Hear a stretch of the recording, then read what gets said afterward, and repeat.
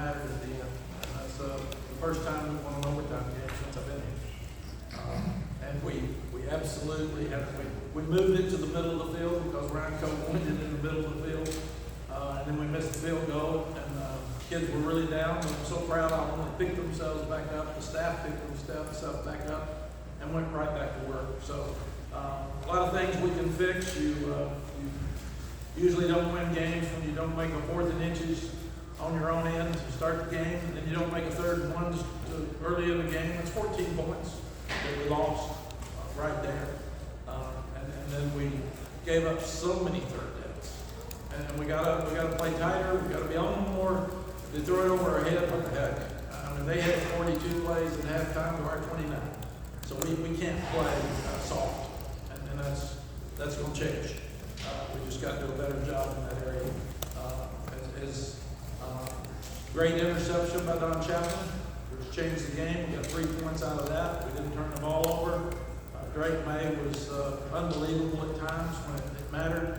I couldn't believe we have a third and 15 to go win the game with the field goal. We have a holding penalty. It was just that kind of night where nothing happened good for us. And we had to make things happen good for us and had to keep fighting through it, keep our head up. And we knew they were a good football team. Sean Clark's done a great job. There'll be some people whining at him. We've played App State 3 times. 3-point field goal at the end that we missed. 2 points that we stopped them on a 2-point play last year, and then an overtime game. He has done a great job. And I went down and told those kids that nobody should have lost this game. Those kids deserve a lot of credit for going on the road and fighting their guts out and playing down to the end. And the quarterback's unbelievable. He's a guy that we saw in the 4th quarter last week. He's 11-13 for 4 touchdowns. And then we thought, well, we'll rattle him. We'll make it tougher on him on the road. He played great. So really proud for those guys as well. They fought their guts out. I'm glad we don't let them again. I'm an App State fan. I keep my house. I'm glad we don't let them again. So that's it. Also, offensive line, Omarion Hampton. Omarion's really a good player. We saw that coming time and time again, but you saw it at times where you make a play. Tonight, he ran the ball so well for the whole game, over 230 yards rushing, and probably was the difference in the ball game. And when we needed it at the end, we rode the horse. And you dance. Coach Royal said many years ago, you dance with the one that brung you. And he's the one that got us to the end of the game, so we're going to let him come down to the questions. The score might not reflect it, but the defense still made some great plays tonight, especially between Evans and Jones. I mean, they're just still showing improvement off of last year. Yes. No, last year we gave up 61 against this bunch. So I think when you look at comparisons, absolutely we're better and got to keep getting better. And this video, this film will really help us get better because there's a lot of things we can do to continue to improve. They will not be happy with themselves, and that's a good thing. And they made the 4th down stop at the end of the game to win the game. So that you got to give them credit for that. Mack, some of the things that you noted that were pleasant about tonight's game, still beat a quality team at home, found a way to get it in, maybe in a couple of last week you guys don't win this game. What does that say? What does that say about that progression chart that you've been sort of looking at? It was also a trap game. Minnesota's going to be a big game next week. Everybody's excited about it. National game. This is a local game. They didn't play very good against Gardner Webb. Our guys have to sit there and watch that video. We've got to learn. People play us differently than they're going to see somebody else play it against Gardner Webb on video. That's just it. So that's why we've got to clean up the mistakes that we made. But we played with more confidence tonight. We would have lost this game at times, probably even last year. But the guys never got their head down. They kept fighting. There was one drive that was 19 plays. And our defense just got tired, and we had to substitute. Thank goodness we've got some depth. Got to continue to play better at the corner. But there's a lot of great things that come out of this game, and your goal is to be 2-0, and we're 2-0. Very few people in the country are. Mack, you mentioned how proud you were of the team bouncing back after Ryan's missed field goal. Were there any particular players or coaches that you saw sort of leading that bounce back effort? When you see guys like Sid Gray, he's just phenomenal with his leadership pulling guys up and picking guys up, and Kamen Rucker. Those two guys are so emotional on the sideline, and that they're not going to let people get down. Offensively, Drake, he just glows with confidence and always knows we're going to win the game. And Corey Gaynor is that way. Corey Gaynor picks up that offensive line, so those guys probably were the best leaders on the field.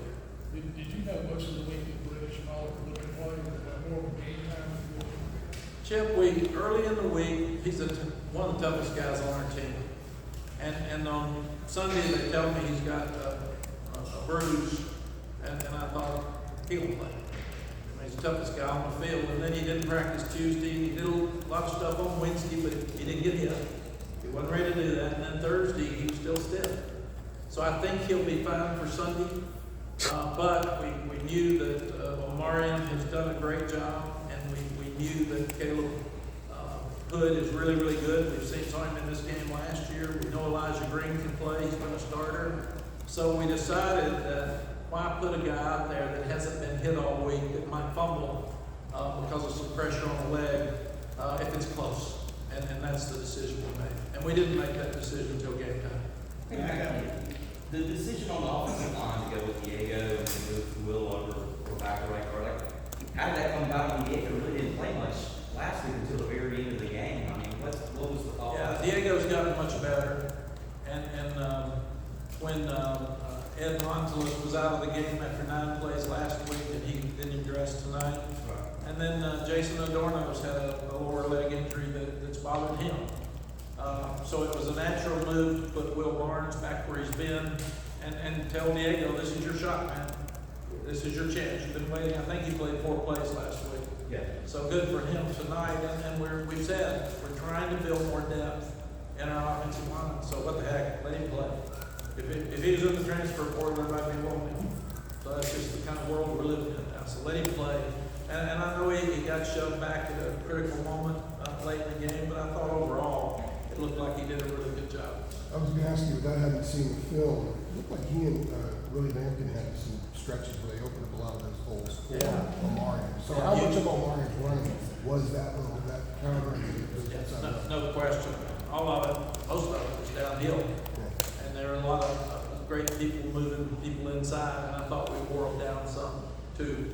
And when you can do that, it just keeps the ball out of their hands, rest your defense, and gives you an opportunity to run the ball and makes it easier for Drake to throw it. Mack, after such an emotional high last week, did you sense any kind of letdown throughout the week? And if so, was that just a sign of the team learning how to win?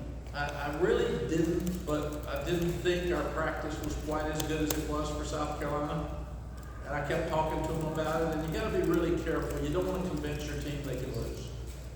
So I've done that in the past, and you can't do it. So I heard Coach Beamer say our team had an awful practice Tuesday, and I thought, good. That's a positive for us. So we didn't have awful practices.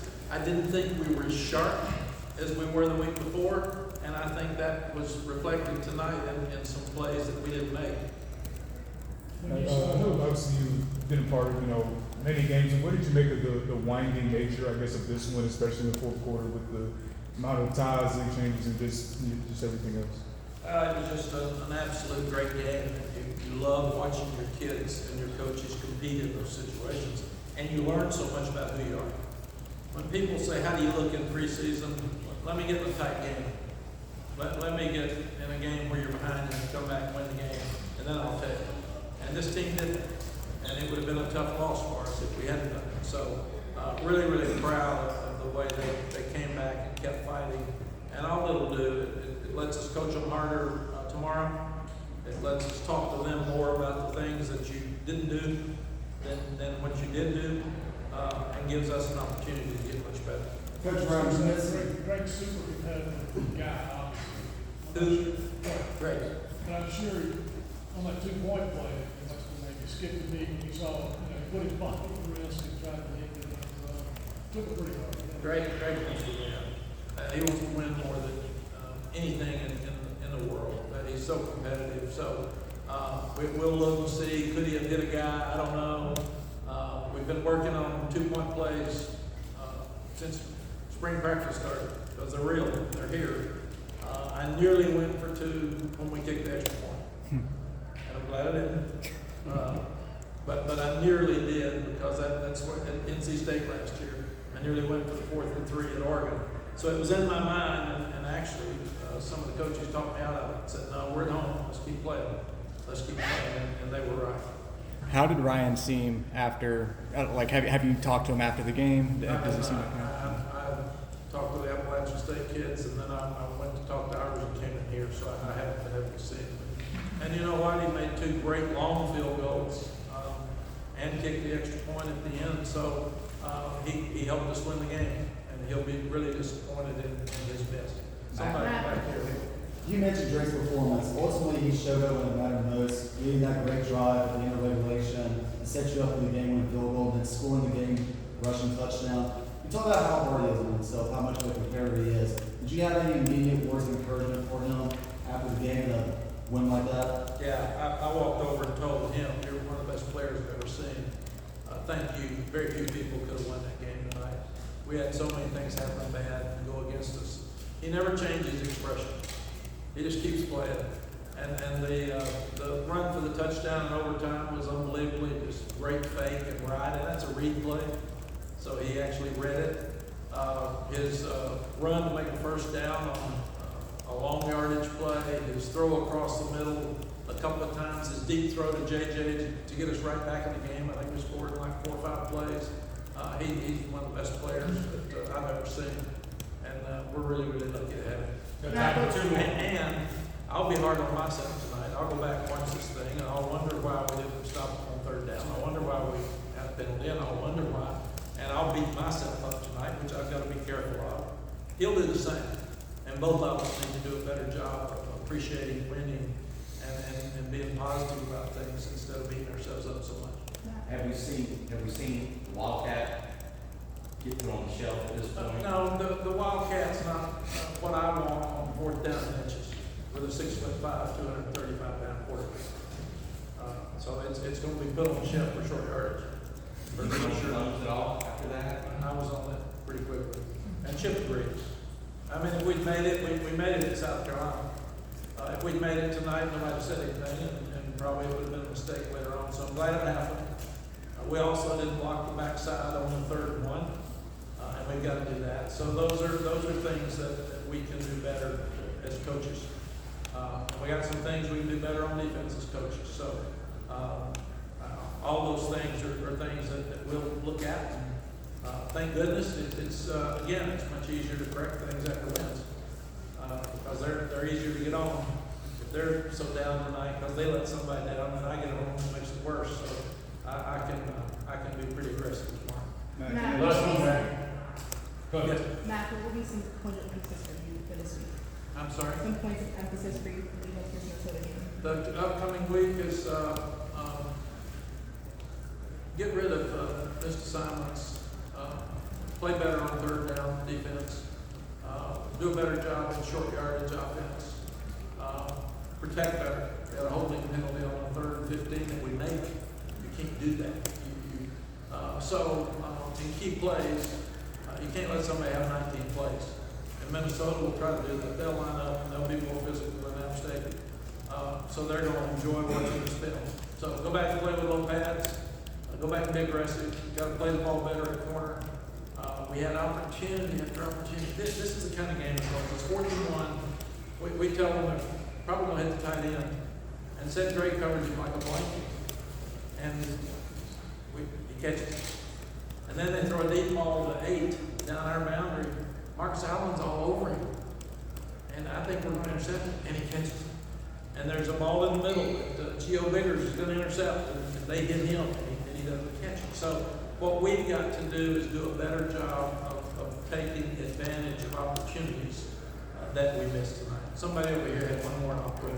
Yeah, you said playfully earlier you were happy that you were done playing at, but it does seem like these games generate interest. You talked about how great a game it was. That's 3 in a row. Yeah.